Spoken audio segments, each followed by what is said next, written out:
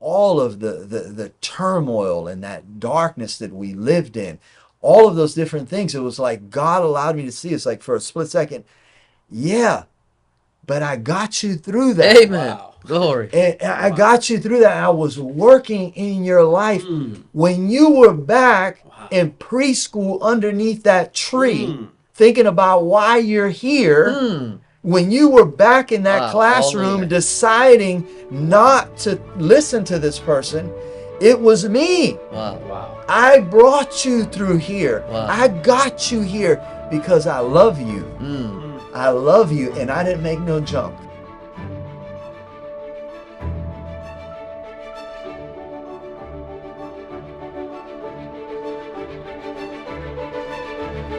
Our guest today once lived a life of addiction, crime, and even homelessness for 25 years. Everyone that knew him felt sorry for him and wondered if things would ever change. But one day, God reached down out of heaven to the southernmost city of the United States and transformed his life Amen. completely. Now, at 50 years old, God has fully restored his life, his marriage, his family, his health, and his mission. Today, he is a pastor, he's a church planter, and now he's able to touch hundreds of life throughout the Florida Keys and beyond. And we're excited today to have Pastor Max Sr. with us and talk about his miraculous story and his journey of faith. Amen. And I think the best place to start in any story is the beginning. That's right. So why don't you tell us a little bit about where did it all begin? You grew up in Key West, is that true? I did. I grew up in Key West. I was born and raised here. I lived in a home. It was my mother and I had a brother. I have a brother. His name's Emmanuel. He's a younger brother, and it was us three. And my father was there for a period of time, and he was in and out. And they were married and divorced three times in a period of about 5 years. Wow. And it was a real abusive relationship. And then he finally just left the scene, and then it was just me, my mother, and my youngest brother. And as I like to say, we were the Three Musketeers. And it was just us three. And looking back now, it was a real special season of life, no doubt about it, but with a lot of struggles, no doubt. My mother and father, they married at a very young age and had me when my mom was 16 and my father was 17. And I'm sure that they wanted to do a good job, but they weren't equipped. And Yeah. because of that, there was just a lot of struggles in the home. Well, why don't you give us a quick summary of your youth? You know, what not just like what it was like in Key West, but what's going on in your home. It's just your mother, it's just your brother and you. Just give us a short story Sure. of your youth. Well, when you grow up in an abusive home and it produces a lot of insecurity and a lot of fear. And I can look back now and see that that's the things that I was struggling with. But when you see your father, abusing your mom and all of the different things that were involved in, my mother, she would fight back. So that would make things a lot worse. And but when you grow up in a situation like that, it just causes a lot of insecurity and a lot of fear. And because I dealt with those things, I had to struggle with those things. It just produced a lot of inner turmoil. And because I had that inner turmoil, it just seemed like I was always trying to fit in with different groups of people, but really never found a place where I would really seem to fit in, and just led to all kinds of problems. I was arrested at 11 years old. Wow. And arrested countless times, sent to detention centers and programs and all of those different things that are involved with that. Was constantly fighting and all of the problems that went along with that, and being suspended, and it was something. It was tough. When would you say that, things took a turn for the worse? Well, at a very young age, as I was growing up, and everything around me was surrounded in a drug culture. Down here in Key West in the 80s, That's true. you've probably heard, or maybe not, about the cocaine cowboys and all of the different things. There was a huge smuggling culture here in Key West. And my father was wrapped up in that culture, along with a lot of people, even politicians and people in the city council and all of those different things. It was just really a way of life. So all of those things were really just glorified. Yeah. And that's the world that I lived in. And I was raised where people openly used drugs in front of you and drank alcohol and all of the parties and all of those different things. And so I was around that. And then by being around that, I naturally just fell into it. And as soon as I fell into it, it immediately grabbed me. Yeah. Because I just felt so much fear, so much insecurity, so out of place, so much inner turmoil, that as soon as I was able to take something that would alter my mind, I didn't have to think about those things just for a brief moment.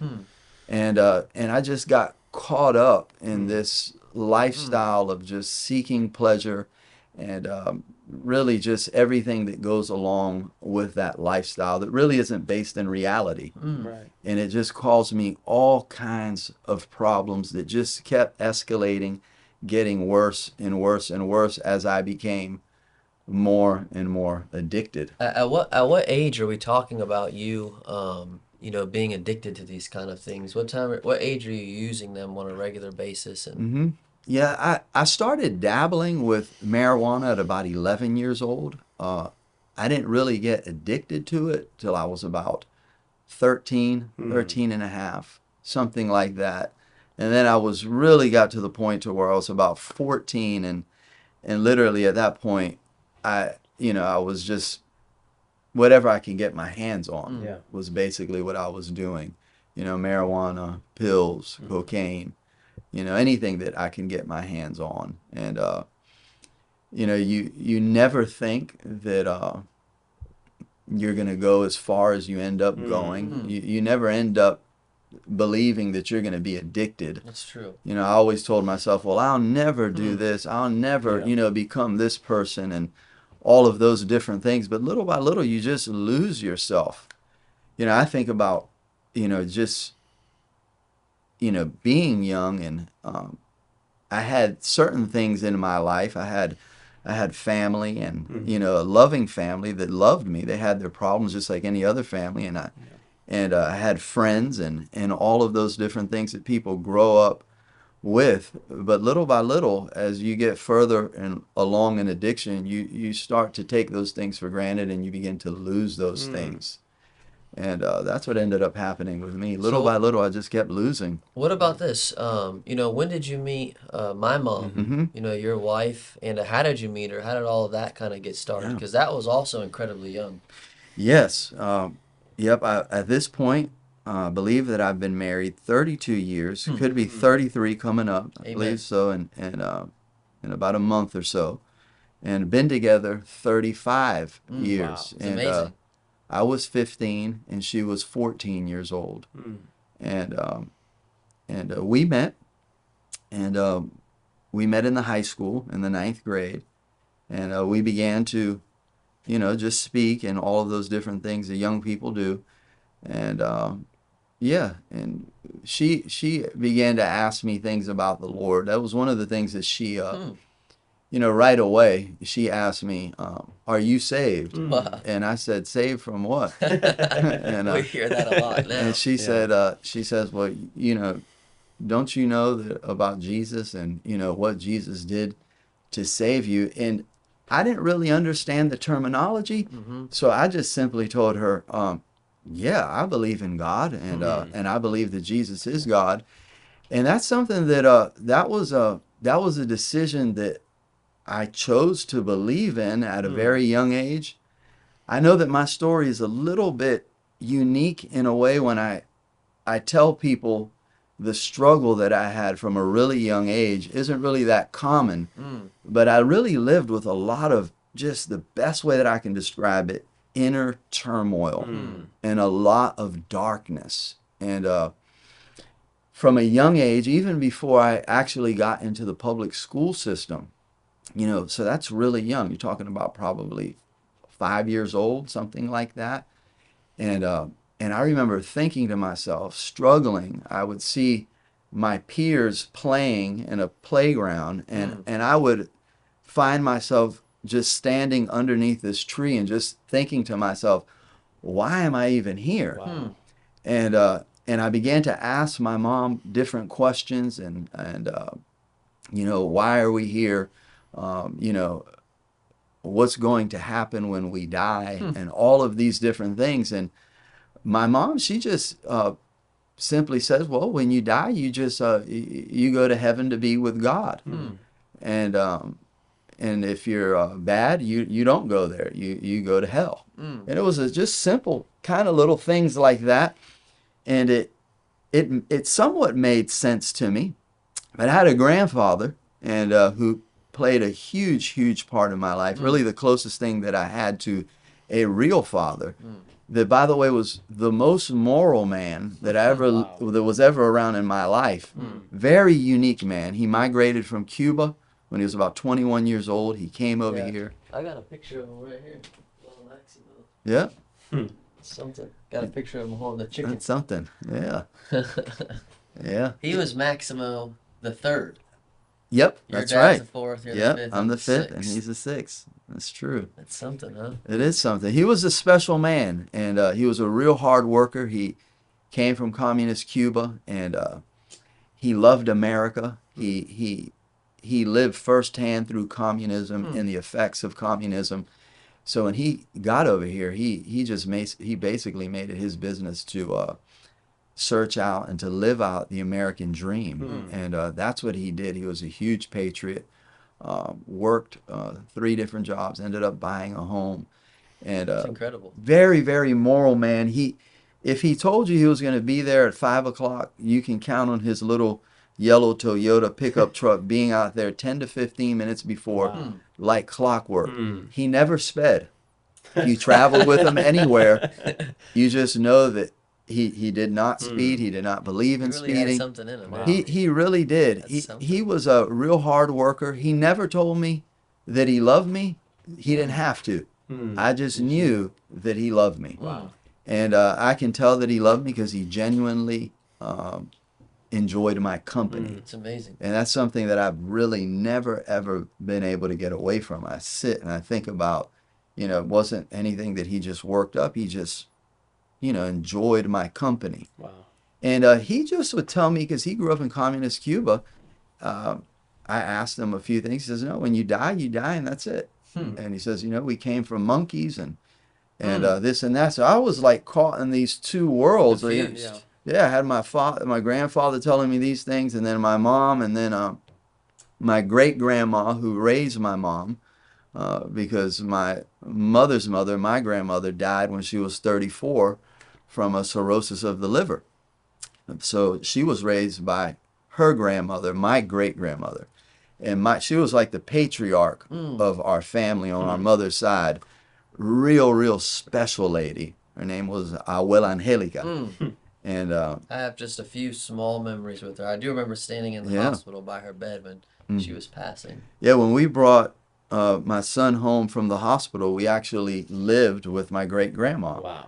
And it was like walking back, 100 years. When we brought him from the hospital, there was no AC in that Wow. that home that we were living in. There was no screens, anything like that. And but that's where we brought him in. But I would talk to her and ask her, and she would openly speak about God, and she says, no, there is a God, and if you have faith in Him, you can go to heaven. And she even explained to me the somewhat about the Trinity. Wow. She understood enough that that there was God the Father, God the Son, and God the Holy Spirit. I'm sure she didn't understand it all, but by faith, someone had taught those things to her. She believed them to be true, and she told me those things. So I had this conflict that was going on inside of me that just kept festering. Yeah. That's the best way that I can describe it. It got to the point to where I got so depressed. And at this point, it was in the mid 80s, early to mid 80s. And we were in the middle of a Cold War with the Soviet Union. And there had been all kinds of talks about, maybe a nuclear conflict that would end the world and all of these different things. And I'm just sitting there thinking to myself, man, if this thing just ends, what is going to happen? Like my grandfather saying, we're just going to go back and just go back to the dirt. My grandma, she's telling me about God and all these things. But I mean, I don't really understand what's going on. But I knew this. I said, there has to be more. There's no way that I can feel the way that I feel about my mother, about my Tia Lulu, about my Tia Lisa, about my great grandmother, my abuelo Maximo, my abuela Alicia, and my immediate family members. There's just no way that I can have these feelings and that the life that I'm living really just isn't going to amount to anything. But I just didn't know. So I was dealing with those things and not really having any clear answers. It's really started to affect me. I became disconnected, was really struggling with pretty severe depression at a very young age. And my mother, the Lord used my mother in a very special way. And she ended up writing me a 9-page letter. Wow. 9 pages. Wow.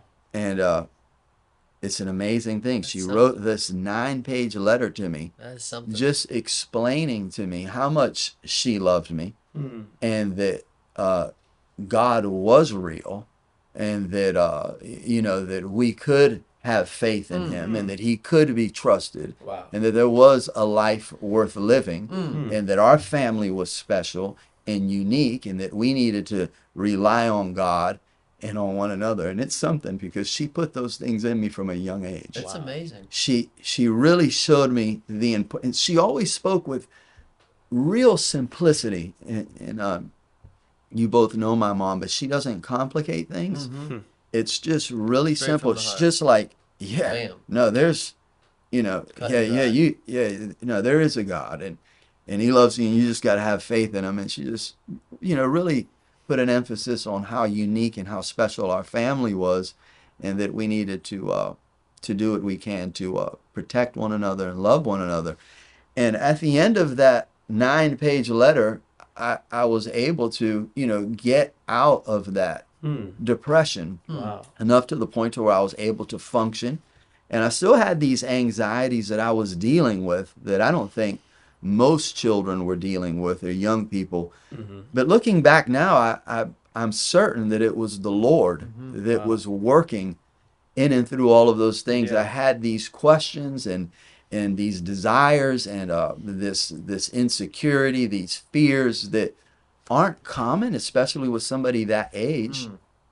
Those things I kept, and I think that's why I probably went into the world of crime, and because there's a lot of crime that I was involved in, just breaking into things, stealing, setting things on fire. I lived in a fist fight, probably had a couple of hundred fist fights, just, from a young kid to a throughout a teenager to early, adult. It was just what it was. Right. And, but I think I didn't want to, I did anything that I had to do really and truly not to think about that feeling of, really, why am I here? What am I doing here? And what does it really matter? Wow. So it's like, so anything that would take my mind off of that, even just for, a moment or two, that's what I just gave myself to. And that's what I did. So it started causing me all kinds of problems. I remember getting into middle school and sitting inside of a science class. And as I was sitting in the science class, the teacher, he began to try to teach what he had been taught, that, evolution and that we have evolved from monkeys and all of these different things. And I remember sitting there and all of the students there and just all of them listening and paying attention to these things. Now, mind you, at this point, I'm probably about 11, 12 years old, something like that. And I remember sitting here and listening to this science teacher, uh, give his opinion, his ideas about why we're here and ultimately where we're going to go. And I remember making, at first, as he's saying these things and teaching the class, the best way that I can describe it was that I felt like somebody had stuck a knife in my stomach. Because I didn't, these are things that I had been battling with since a young kid, just this inner grinding inside of me. And I made a conscious decision right there at that point that I was not going to believe that. And nor would I listen to him, Wow. nor let him influence me Something. at all. Now that's pretty, but That is- that's what I did. So basically, I just decided Shut them up. to shut him off, and that was not what I was going to believe. It was crystal clear to me that there had to be a God, and that there was a rhyme and a reason for life, and that was nonsense. So That's something. Do you think that's because of what was put inside of you at younger, or? I think so. Yeah. I think that the inner turmoil that I had, the fear, the questions, and then obviously the family that I had, and what I was experiencing, those things that I was going through, I can see it now. God working in and through all those things. I know that it isn't common, but it was a real struggle that I had, and I just chose that I was not going to. Not only him, I would not allow anyone from that persuasion to influence me. Wow. So basically, if you were somebody that said you didn't believe in God, well, you better believe something. You weren't going to be too close to me. Sure. And I don't. Yeah. It's just That's something. I knew that there had been Right. Yeah. You know So- what's really interesting though is still in America, 2026, most people don't believe in evolution, and that's the only thing they've been taught for almost 100 years now. It's true. Since the Scopes trial, and there has obviously something in people Yeah. It's true. That's that that's just not true. Right. rejects that, Yeah. and in the face of so much of that being poured into them, They know. God has put something in us. Right. It's true. And there is, a general knowledge of this truth in our own programming, which is incredible. But you can help us continue this. But so basically, the struggles that you face, the struggles that we faced together growing up, really didn't begin with us. They didn't begin with you. It has been going on in our family for generations. I mean, your grandmother died at 34. That's when your mother was about 8 years old. Yeah. Because cirrhosis of the liver from drinking. Yeah. Her father, my grandfather, died of cirrhosis of the liver, Yeah. early 50s, Wow. and And then your mother had multiple nervous breakdowns, Yep. battles with addiction her whole life, Yep. even to early 50s, losing Definitely. her memory. yes. And so this is really something that has been going on and culminating for generations in our family. And then at the same time, you've had, everyone knows you're a really intense man. I mean, everyone who knows you at all, understands that there's a lot that is going on inside of you. And really what you're doing is unpackaging some of that for us. Right. You're explaining that. You're helping us to really understand that's not just who you are today. That's really how you've always been. And these things have been moving about you, powerful movements in you for a very long time. And they have been guiding your life. And somehow now they're all culminating together and being harnessed for the right things, for the best things. And that's amazing. But before we talk about that, I think you should now just say a few things about, when things really were moving towards like the lowest point in your life. Right. So you met your wife at a young age. Yep. Got together, got married, and you have 4 children: Max, Tatiana, Talia, Talissa. As a teenager, I mean, Yeah. multiple children, Yeah. married. And then, of course, you're still living in this environment, and things really started to go downhill, and you really got to like that real lowest point. Why don't you talk about that and that circumstance when you were all the way down, and some of the things that were taking place, like some of the things you did, some of the struggles you were having right at that point, I mean, not all of it can be said. It was 25 No, of course, years. yeah.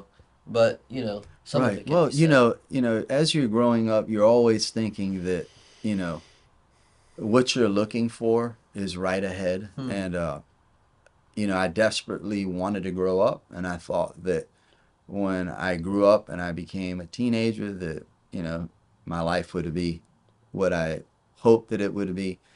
And when I got married at 17. My wife was 16. She was 16 when she had you. And Yeah.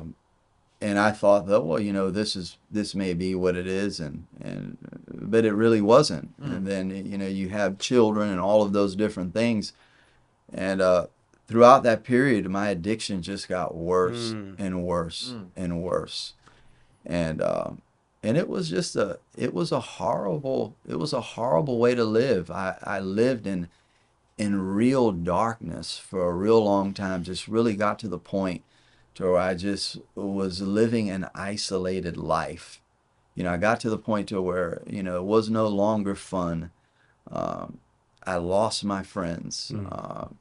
I couldn't be trusted. Nobody really wanted to spend time with me or be around me because they didn't know what I was going to do or what was going to happen. So just little by little, I just got into this place of just darkness and isolation and just being so hopelessly addicted. And there were times where I desperately tried. Yeah. I mean, I tried with everything in me to really quit and to stop. And there were brief periods where I was able to do that for a couple of days. There was at least 2 times that I was able to do it for even a few months. And but ultimately, I would go back. Wow. And I would always just just really just pick up right where I left off. And it's just and just go right back. It was just an instant thing, just right back to that bondage and to that Yeah. darkness. And there's really no way to describe the life really that we lived. He was there. Yeah. My daughters were there. And looking back now, I know that the Lord really used all of that because my wife, she really lived by faith, and she lived her faith out. And I don't know how the Lord works in all of those things. I don't really understand it, but I do know now that He worked in a very unique way in our home, because my children were able to see their mom's faith, but they were also able to see the Right. darkness that I A lived big in. contrast there. Yeah, a huge contrast. And it was a very unstable home. To this day, I sit and I think about, they knew, just walking into the room, like they can just like They could see what literally, was going on. like they can know, like, okay, can I speak to Dad? Can I say anything? They literally grew up in this world where they had to walk on eggshells. Real extreme pressure. Now, amazingly, the Lord has used that in their lives. It's true. Because they have great discernment. Yeah. They can read a room. And able to function under high pressure. Yeah, able to function under high pressure, able to relate with people, able to demonstrate compassion. True. And I see that now, that, even in all of that dysfunction, like only God can, Right. He was working in and through all of that. But ultimately, I just kept, going deeper into all of these different things, and couldn't hold a job, had to have these drugs, and if I didn't have it, I was extremely sick, and I'd have these withdrawals, and I would go to detoxes and drug programs, and I'd get arrested for stealing or doing this and that and the other, and all Seizures you of had. seizures. I mean, yeah, the ambulance would come and have to take me to the house, take me to the hospital if I was trying to withdraw, get off. It's just such a Right. unstable home environment, and just such uncertainty, poverty. I mean, there's just really no way to even try to begin to describe what it means to live in that place, because I really lived in a place where there really wasn't any hope Yeah. whatsoever. And Right. that's how I lived for a really And long time. you mentioned, recently there were several times where you tried to get out, you Hmm. tried to break the addiction. And I know that you went to, dozens of rehabs and programs, talked to Yeah. therapists, and none of them really seemed to work Right. except for one. Right. And that one was in Texas. Why don't you tell us a little bit about like that decision to Sure. go and, the beginning of that program in Texas? Absolutely. It does something to you when you really want to stop something, but you can't, and you give everything that you can, but you fall short. And that was the story of my life. I believe that God could work a miracle. I believe that He even worked miracles for other people, but that was just not going to be the story of my life. Yeah. That's what I had believed because I had tried so much. So I was really just a shell of a man. I was defeated. I was empty. I was broken. I had no self confidence whatsoever, and just really just empty. Yeah. And really tried all of these different things, really with no hope of the future. And eventually, through a series of circumstances, I got to the place to where I was so desperate that I actually chopped off my own finger. And now I know that that sounds crazy, and it really is. It is. But that's where I got. I got to the place to where I literally, I was just got this big butcher knife and just literally just chopped off my finger. And That was my senior yeah, you're a banquet night. senior in high school when that happened.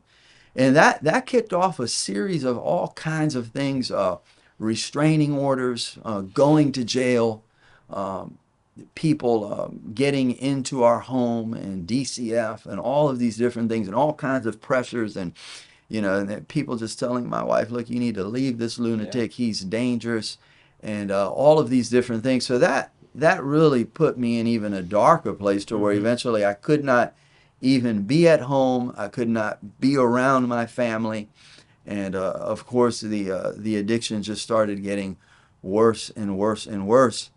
And at that time, my son had just gotten married, and he had went to the Crown College of the Bible. I was no longer living at home. I could not be there because of the restraining orders and whatnot, and all of this, just the darkness of the different things going on. And while I was up there, I was living in a well, he was while he was up there, I was just living in this little makeshift shed in the back of someone's yard. It was just real poor living conditions, and I remember my son wanting to help me, and he said, "Look, the Lord's really working at this Temple Baptist Church. This is an amazing thing. What's going on up there?" By the way, he had just gotten married, literally just literally maybe a month and a half, 2 months, just gotten married, just got up there, and he's telling me, he says, "Well, maybe you need to." Go to a detox or something like that. And I said, well, I'm not going to go to a detox. I can detox myself. And he was concerned for me. He says, well, when you try to detox, you have those seizures and all of these different things. He says, if you're not going to go to a detox, he says, you can't go home. He says, why don't you just come up here uh, and I'll help you, Yeah. detox, and you can go to church with me up here. He had just gotten married. And I said, okay, I said, I think I can do that. And I agreed to You'd go. never left the state of Florida at that time, right? No, I had never left the state of Florida Yeah. at that time. It's the first time I had ever left the state. And it was something. It was an experience. The tickets were bought and these things. And Remember the one building there in the downtown area with the stairs that we climbed up at the top? I do remember. The black stairs Yeah. that we went on. Oh, yeah. I do remember. That's something, Yeah. man. Yeah, it was something. It was something.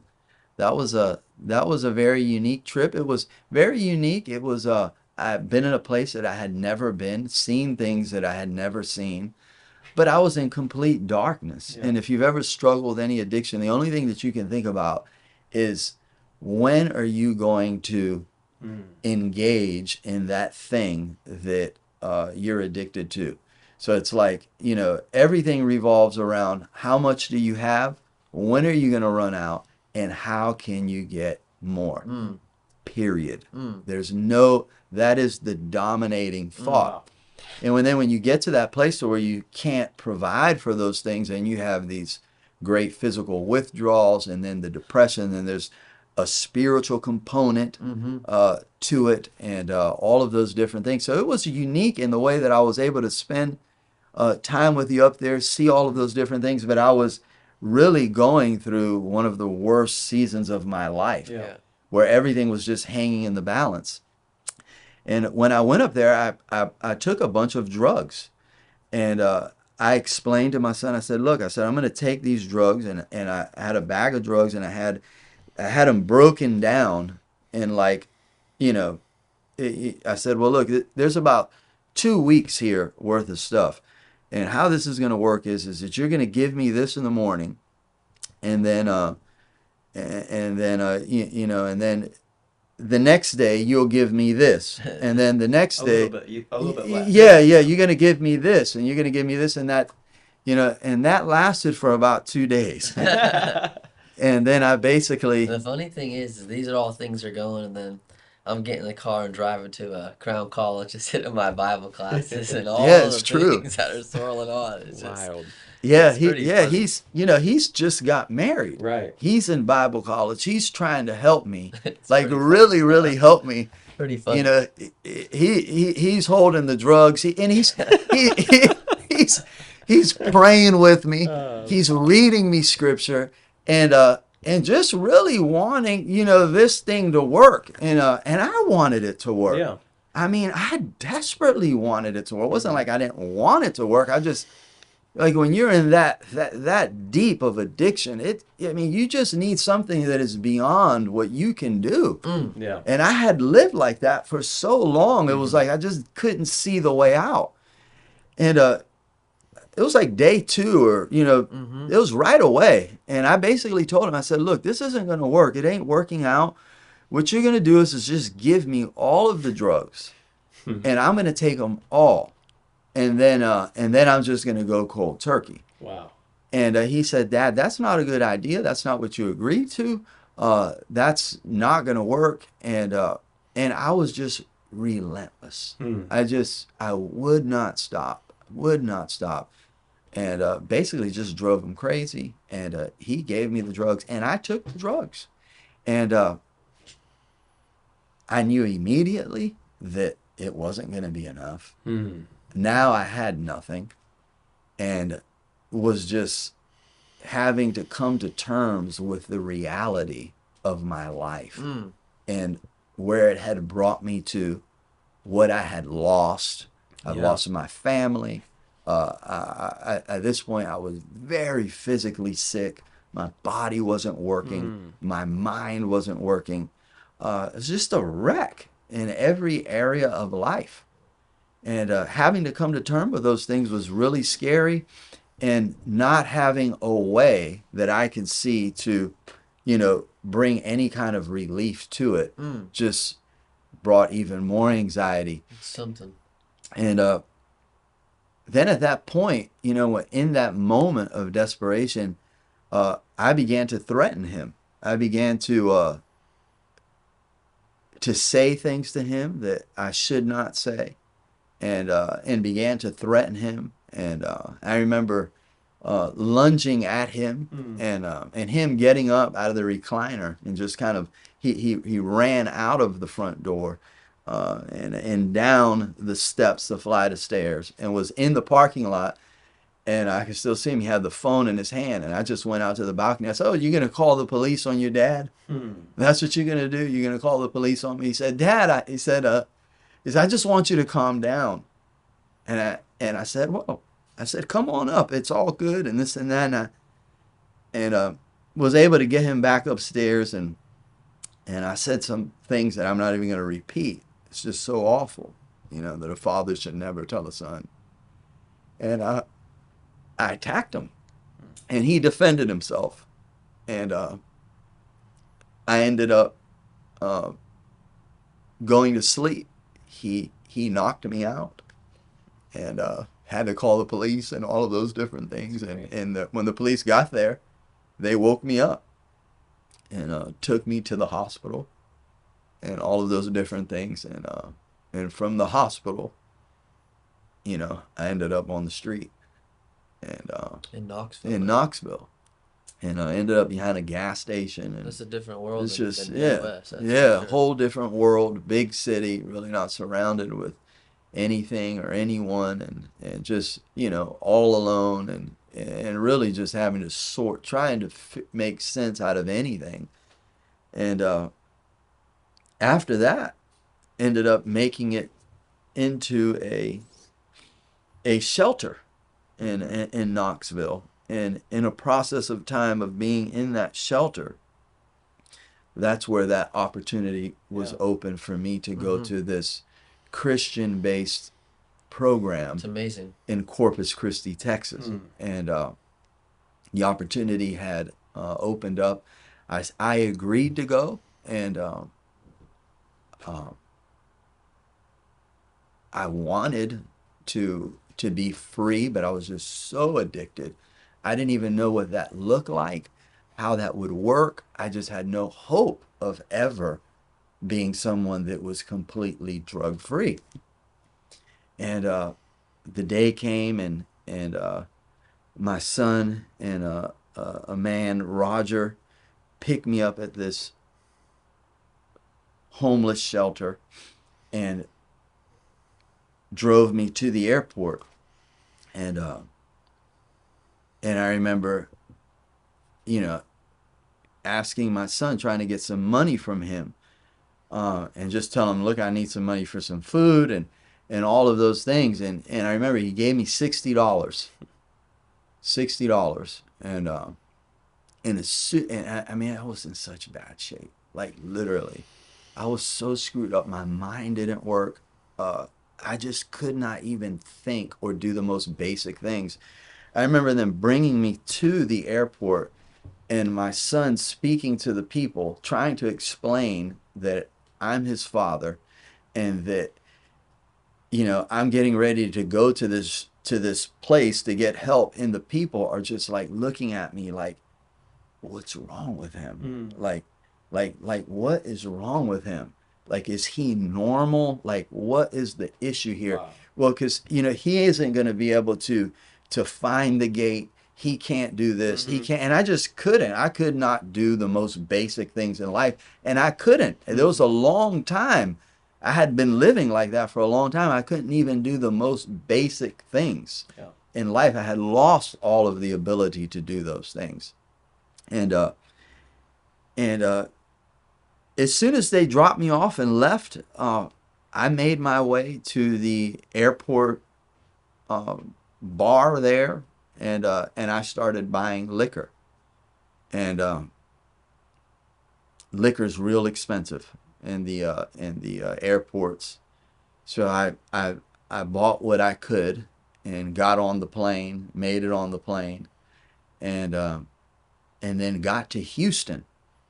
And at Houston, I was supposed to get on another plane, and ended up missing that plane because I was at the bar trying to get a drink and to buy a drink, and I just missed the plane and all of the different things, and didn't know how I was going to get back over there. And I remember being at the Houston airport and going up to the bartender and ordering a double shot of Bacardi rum, and he charged, it was like 15 something, and I literally handed him like, it was like 10 or 11 bucks, and just like, look, this is what I got.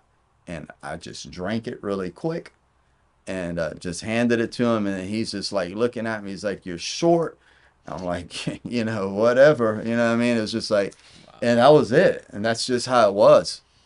And that was the last drink that I had. It was that was right there in that Houston airport.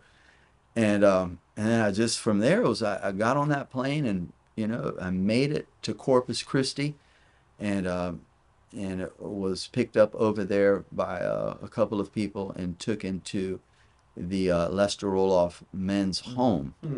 And that's where I made it into that program. Wow. And it was something, it was it was a real rundown facility.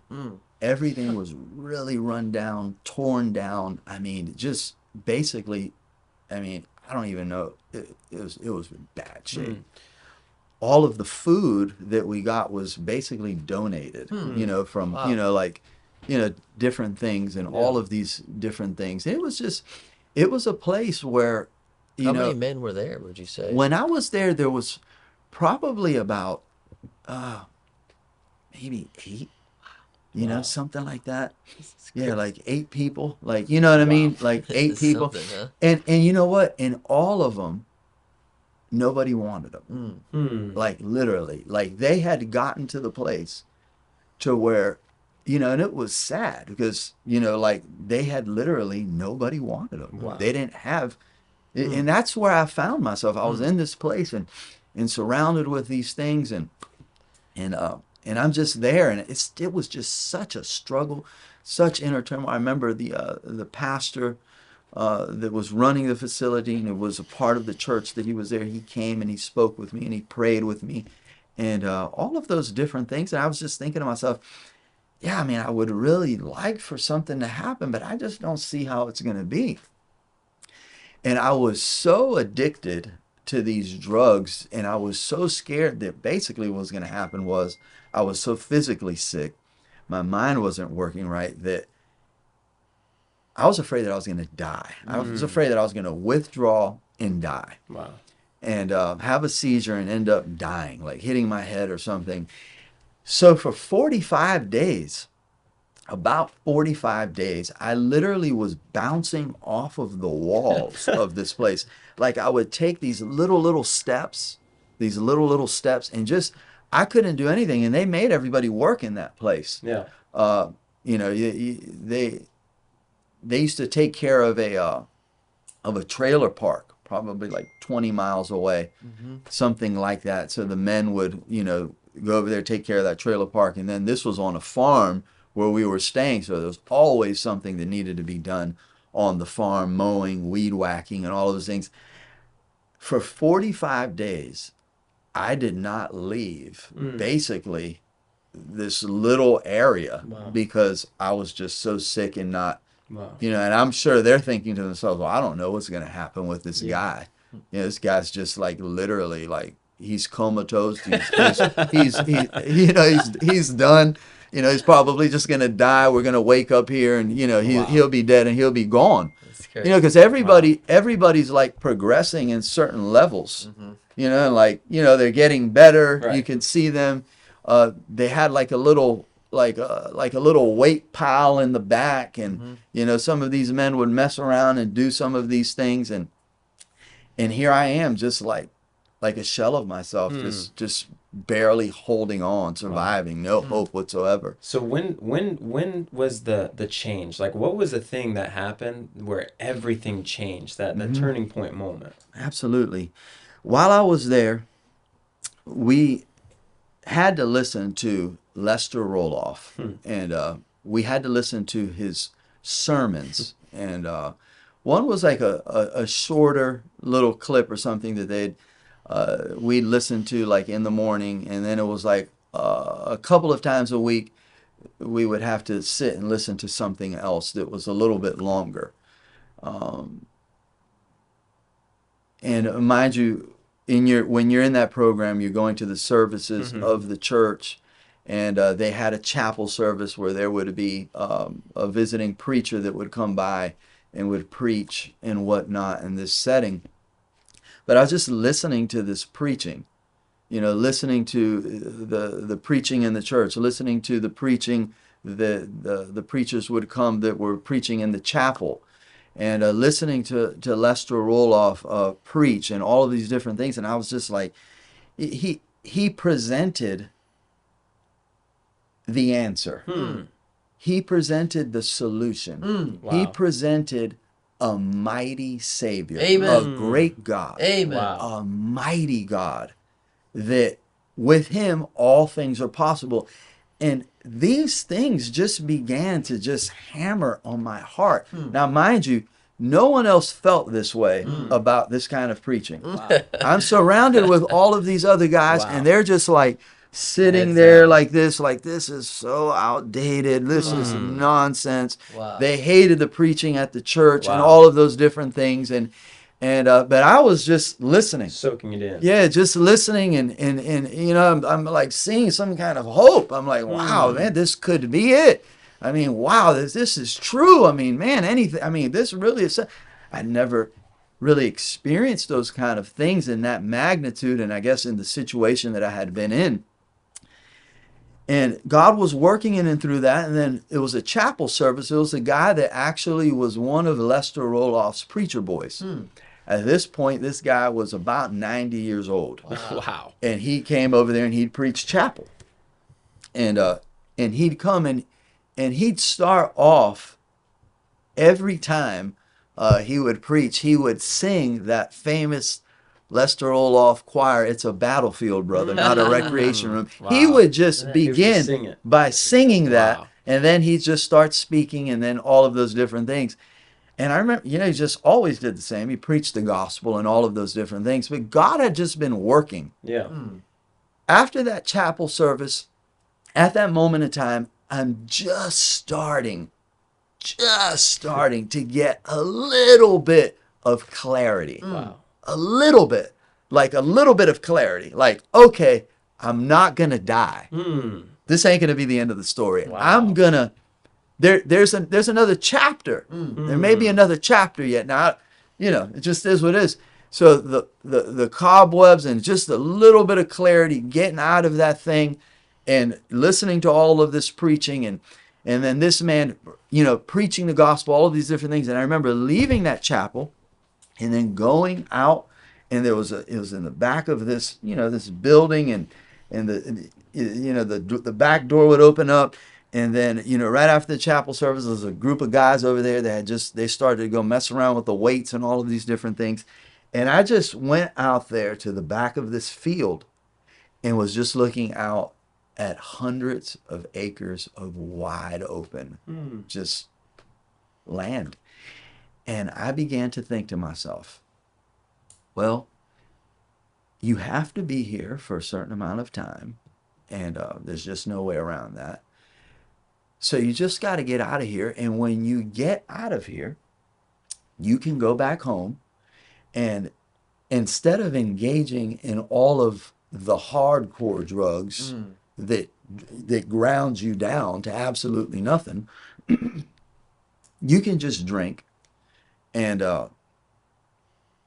smoke grass on special occasions. And when it's a holiday, like whatever, birthday, Thanksgiving, Christmas, or whatever, you can get a hold of those things that you really, really want. And as long as you have a job and you work, your wife wife, I mean, because you've never lived like that. Yeah. I mean, that would be like that was the miracle. Yeah. Like that for me Yeah. was the dream. Yeah. That was the goal, because the idea of being completely sober, that was not in the cards for me. Like, I had lost that hope a long time ago. Yeah. As I'm rehearsing these things in my mind, I had a moment of clarity. One split second of clarity. And it was like God allowed me to recognize what I was saying was nonsense. Wow. That I was living a life of self-deception. I was deceiving myself. I had been telling myself these things for over 25 years, and I knew that it was not the truth. Wow. And I knew that it wasn't the truth, and I knew that that was not going to be the outcome. At that point, I had to come to terms with the reality of my condition, my life, the real condition that I was in, and that I ultimately needed God. I needed something that I didn't have. Yeah. And I felt so low. It felt like all of the energy had just been zapped, like just drained out of me. And the best way that I can describe it is that if I could have just went somewhere and just went to sleep and like not wake up for a month, like that's really what I wanted. I just wanted to just go somewhere. If I could just crawl underneath a rock, just flush myself down the toilet, just I didn't want to think anymore. I didn't want to live that life anymore. I was just completely empty. And I'm just this complete, I knew that those things that I was rehearsing in my mind, that was not the truth. And that I needed something else. Yeah. I just made my way back to the dormitory where I was staying in this run-down facility and got down to a cot. And literally, I just fell down and just began to cry. I just cried. I wept. I groaned. I thought about all of the things that I had been hearing. I recognized how lost and how hopeless I was. And I don't exactly remember what I said. I could not tell you what I said. But whatever I said, God knew that I meant it. Amen. He just knew that I meant it. And I literally just crawled up on this bed and just like covered myself.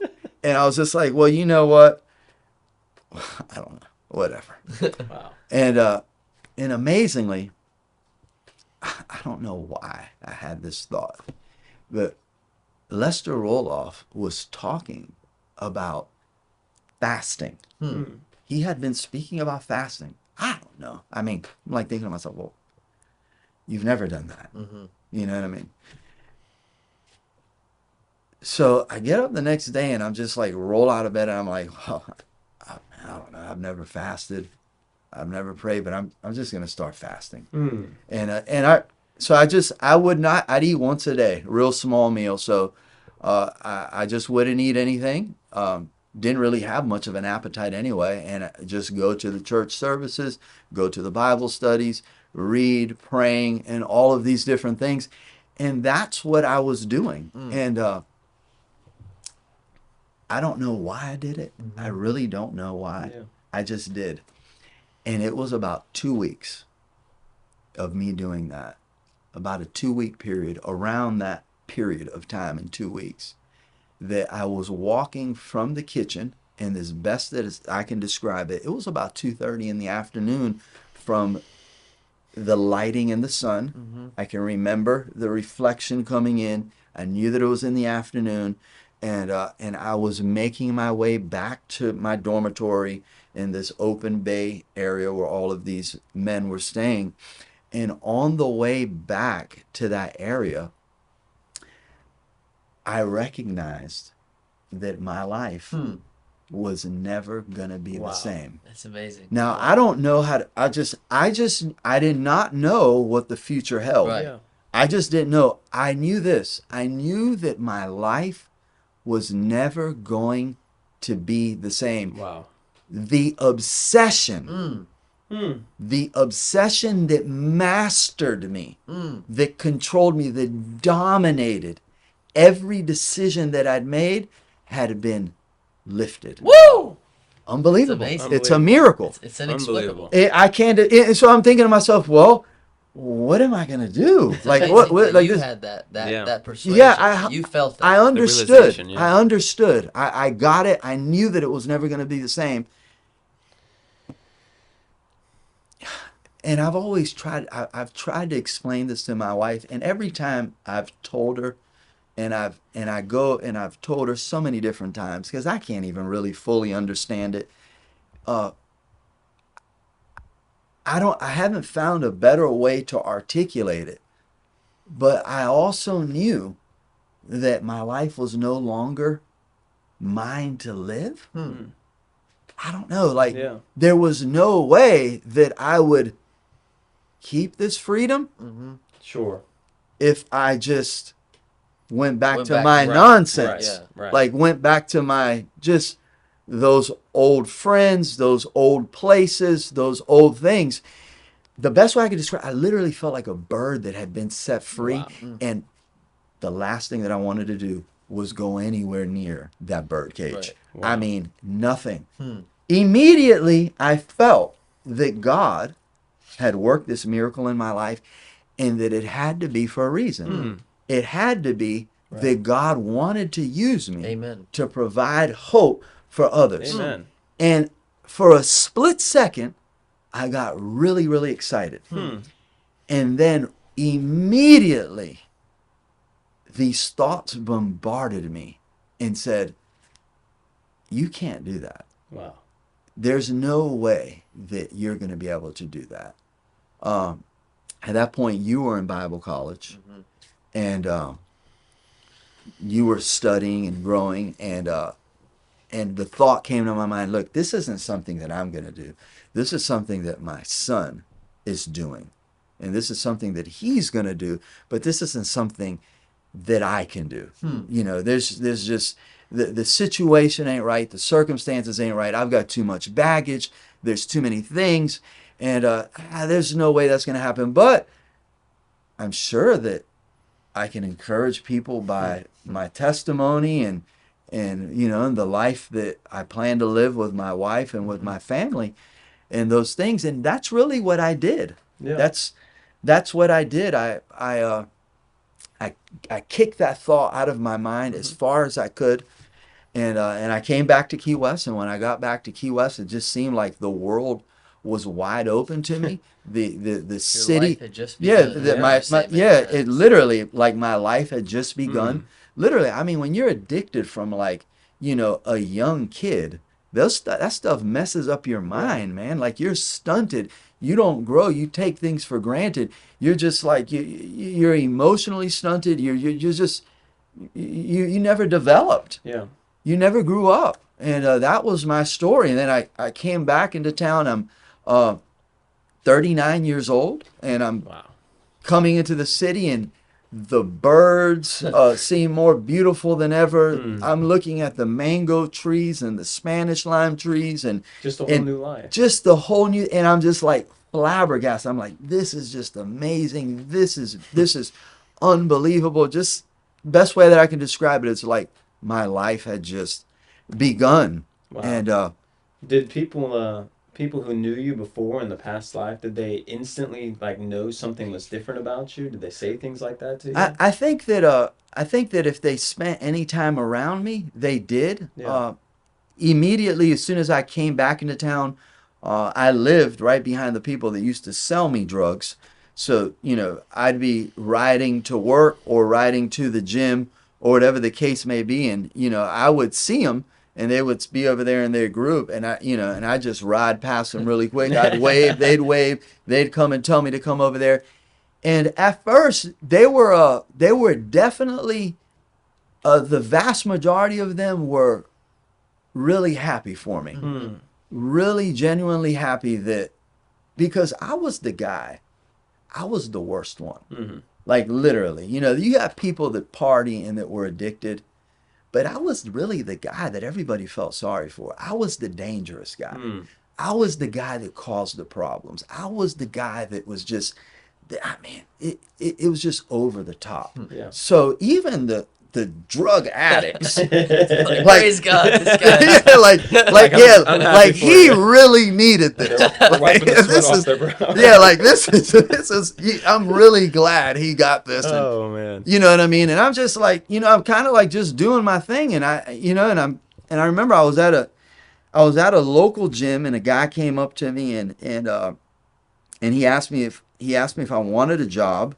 At that point, I was just working little side jobs. People would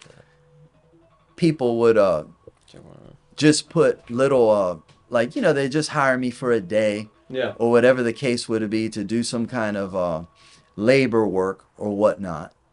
And then when I was there at this gym, he asked me, he says, well, do you got any consistent work? And I said, well, I really don't have any consistent work. He says, well, you know, I could put you to work. He says, and by the way, can you get these drugs? Oh wow. He says, I can get them at this price. Can you still get them? And I told him, look, man, I got saved. I said, I don't do that anymore. Said, the Lord's changed my life. You know what I mean? This is probably like, I don't know, maybe 2 weeks, 3 weeks after I'm home. Wow. And he just brushed it off. He's like, okay, that's good. You want to Good work? for you. You want to work? He says, I'll pay you $20 an hour. I said, all right, it's good. I remember I went home and I told my wife. My wife says, you can't work with him. You know, I've heard that, you know, he may be dabbling with these things. And I said, babe, I said, I'm good. I said, I'm not, you know what I mean? I'm not going to do any of, you know, I'm good. And she was really worried. And she was really, really worried for almost 2 years. Yeah. Wow. Literally, if Yeah. if I stayed too long at work or after work, I'd go to the gym. She would text me. She would try to get in touch with me because she just naturally assumed Right. that I had gone back to my old ways. She's lived with that for this She long. she Yeah. had lived like that for 25 plus years at this point. You know, and that's something else. It's like I knew what God had did in my life, but no one else knew. Yeah. Right. I remember I remember my wife picking me up at the airport when I got home from Corpus Christi, Texas, and I guess she was waiting to see a guy dressed with a tie and like, yeah, you know, dressed up like this, and that isn't what she saw. She saw a very immature, to say the least, just a very immature man. And that had never developed, that had never grown, Yeah. and that it was just still like, yeah, I knew my life was never going to be the same, but I knew no other life. Yeah. So I was dressed not good, and my thinking really wasn't, you know, So just, the change was really on the inside. yeah, the not change on the outside. No, it was on the outside. It was on the inside. It was not on the outside. And so she didn't. She had nothing else to go by, and so it was difficult. She would always, you know, she was always just worried and checking up. And Everyone was every- skeptical, to say the least. yeah, everyone was. Yeah, I mean, it was so many different things that would happen. Because what goes along with the life that you lived is becoming an ultimate deceiver, and an ultimate, you know, scheming and planning and positioning. And so that's just kind of what people assumed what was happening. Always there are things that So are going, true. you know, it's kind of like over here, but then all the things are happening over here. People suspected that that was what was going on. Even me and mom and everyone, we Right. just thought, you know, he's good. He's probably just even better. Learn Well, some new eventually tricks. it'll all come Oh out. man, That's it's something. so true. No. It is something. Eventually, you know, fast forwarding just a little bit, you ended up at the Marathon Baptist Church Mhm. and started really trying to serve God in a new way. Why don't you tell us a little bit about how you got there, what was going on, and Absolutely. you know, how you began to serve God? Absolutely. Well, you know, I was growing. Little by little, I was growing. I was going to church with my family. I knew that, you know, God was dealing with me, was working in my life. There were things that I had to discover for myself. I grew up, you know, with not that much and really just constantly struggling. You know, when you grow up that way, you just seem to think that the grass is greener, like on the other side. So throughout all of this time, the guy that offered me that job, I'm working with him. And eventually I become 50%. I would make 50% of every job that he would get. Now he was and is a contractor. I mean, he can build anything. He can do anything with his hand. Now, if you know me, and I know both of you know me, I can't do anything. Like, so basically I would work with this guy. I would help him. I would come up with prices and present things. I really was helping him in so many ways to be able to complete jobs in certain timelines and all of these different things. So there was this partnership that God had just worked, uniquely for really both of our benefits. And I can see it now that God was working in and through that. But in and through all of that, I was meeting people, was coming in contact with people, and I seen these people that had so many things. And I thought to myself, man, these people, they really are living a life. They've got these trucks, they've got these homes, businesses. But as I began to rub shoulders with them and spend time with them or work for them and be in their home, God was revealing to me and showing to me that what they had, that really wasn't much there. I had to learn that because I made a lot of money. Because you wanted to pursue money. I never life of poverty. Yeah, that was the problem. I wanted some. This was now. Was so. I mean, I stacked up tens of thousands of dollars, and I'd keep it in shoe boxes in my home. I mean, I didn't trust the bank. And but God was dealing with me and showing me all of these different things, and then the time had come to where my wife and my family said that we needed to find another church. The church that they had been attending, there had been some kind of issues that they were not able to work through. And I remember my wife coming to me and telling me, look, there's these issues. We haven't really wanted to tell you these things because, we know you probably won't handle it well and all of these, but we can't go here no more. And I was just thinking to myself, whoa, where are we going to go? Right. I mean, where are we going to go? So through some research, we found out that there was some churches in the Marathon area. About an hour away. About an hour away. So we went up there, we went to one church, and we went to a service, and we recognized, right away that it wasn't what we were looking for, what our family needed. And then, and at this point, faith is like everything to my wife. She knows the importance of these things. I knew that we needed a place to worship. I knew that we needed something. Yeah. And we went to that church and we're thinking to ourselves, well, what is going on? Like, that isn't going to work. So then we went back and we visited another church, and it was actually the Marathon Baptist Church. And we went up there the very first service, and we sat there and met with Pastor Nick and Miss Susan, his wife, and immediately, felt very welcomed, very welcomed into the church. That's amazing. So here you are then in Marathon Baptist Church and Pastor Nick.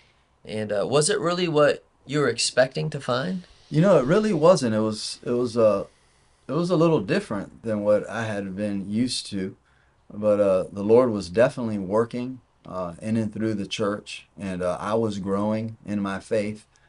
As I said, we were making the drive up there. So, I mean, if you're going to drive that amount of time, it'd be foolish to just go up there and just spin your wheels. So I was definitely growing, and I guess Pastor Nick, he could see that. And then he came to me and asked me if I would consider teaching the children's church. And how much time has transpired on this? At that point, about a year. About a year. So you're there faithfully a year, driving an hour up, hour back. Yep, driving up. That's commitment. A couple times a week. About a year. I'm definitely growing, and then he asked me if I would be willing to do that, to pray about it. He was clear. He said, I want you to do it. He says, I don't want your wife to do it. I want you to lead the way in doing it. And then at that moment, these thoughts began to actually, re-enter my mind. Those thoughts that I had, a couple years previous at that point, that the Lord wanted to use me and could use me somehow, some way in His work. But, I'm thinking to myself, well, maybe this is it. Maybe, God has saved me and has done this miracle in my life, because it was a miracle. Because the reality of it is that it's been 10.5 years, and I've never had a thought, a serious thought of picking up a drink or taking a drug. Now that's a miracle. That's a miracle. Like like never one time. That's full deliverance. Yeah, full deliverance. And so I'm thinking to myself, surely this is why these things have happened. Maybe it could be that me and my wife can be working in this children's church, and we can work together. And I'm starting to have these thoughts that this may be something.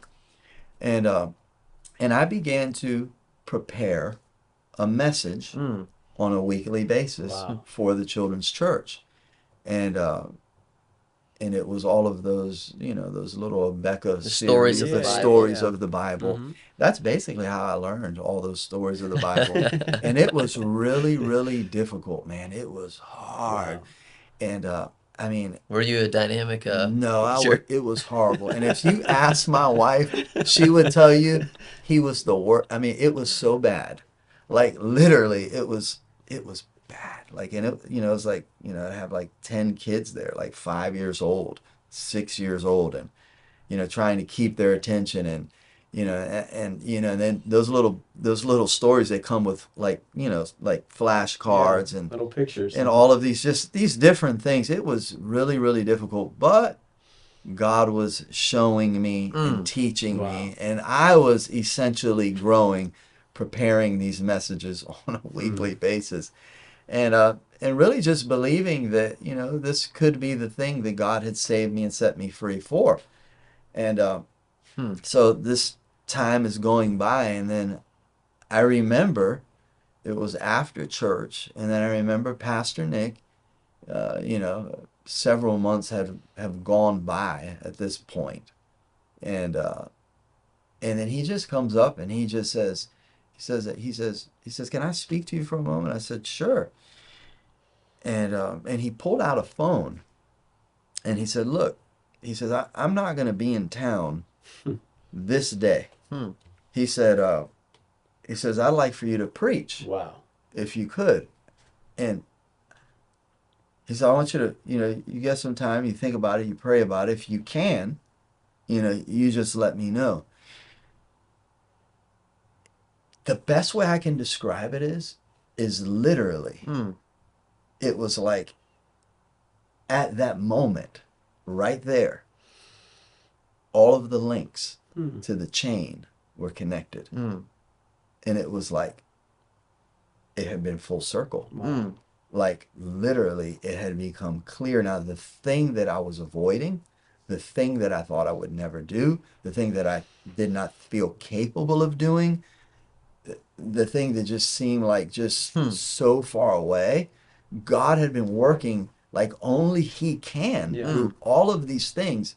And here's this pastor of this church that thinks that I'm capable of preaching a sermon while he's gone. Literally, I'm like, wow, this is it. Like this is amazing. I can't even. This is so humbling. It's like, I mean, evidently, over a year's time of faithfulness and teaching in Sunday school, he had seen things in you that maybe you hadn't even fully really seen in yourself, or that you were trying not to see. But his recognition of these things were really making it pretty clear. Yeah, it's something. It seemed overwhelming, but it was like at that point, it was just like the links to the chain were connected. It's like I can see my life in totality, like all of the fear, all of the unstableness and the insecurity and the uncertainty that I lived in as a young child, growing up in an abusive home, watching my father and my mom fight, and all of the things that went along with that drug-infested environment, and what that produced in and out of jail, and all of the pain and the heartache and the death after death after death of people in my family dying due directly to addiction and that lifestyle.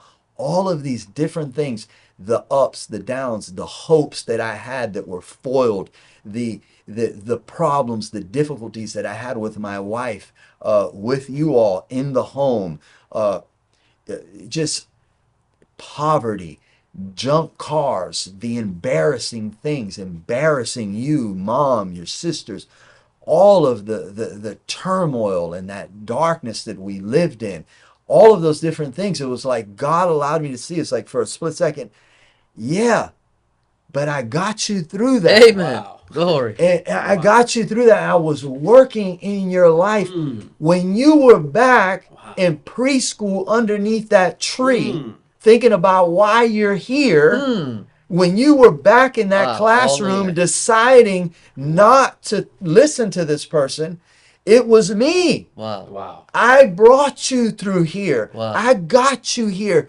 because I love you. I love you, and I didn't make no junk.